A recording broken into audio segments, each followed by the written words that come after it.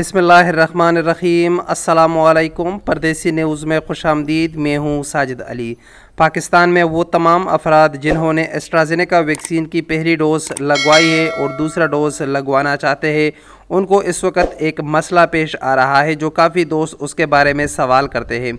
मसला कुछ इस तरह है कि एस्ट्राज़ेनेका वैक्सीन के दोनों डोज़ के दरमियान लीगल जो वक्फ़ा है वो 12 हफ्ते यानी 84 दिन का है, और पाकिस्तान में अब इस वैक्सीन को पहले तो 84 दिन था, लेकिन अब इसको 28 दिन के बाद भी लगाया जा रहा है। तो वो तमाम अफराद जो 28 दिन के बाद वैक्सीन लगवाना चाहते हैं वो एक सवाल करते हैं कि अगर हम पाकिस्तान में एस्ट्राज़ेनेका वैक्सीन की दूसरी खुराक 28 दिन के बाद लगवाए और सर्टिफिकेट हासिल करें तो क्या हमको सऊदी अरब जाने में फिर कोई मसला पेश आएगा? जब हम तवक्कलना एप्लीकेशन पर रजिस्ट्रेशन करेंगे तो कोई मसला पेश आएगा या नहीं?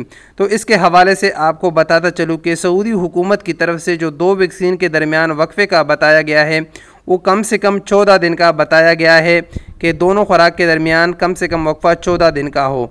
एस्ट्राज़ेनेका वैक्सीन सऊदी अरब में भी 84 दिन के बाद लगाया जा रहा है, लेकिन अगर आप दूसरे मुल्क से एस्ट्राज़ेनेका वैक्सीन लगवा लें और उसके दरमियान वक्फा 14 दिन से ज़्यादा का हो तो आपको कोई भी मसला नहीं आएगा। अगर काफ़ी ज़्यादा लोगों ने 28 दिन के बाद भी लगवाया एस्ट्राज़ेनेका वैक्सीन और उन लोगों ने तवक्कलना एप्लीकेशन पर अपना स्टेटस चेंज भी करवाया, उनको कोई मसला पेश नहीं आया।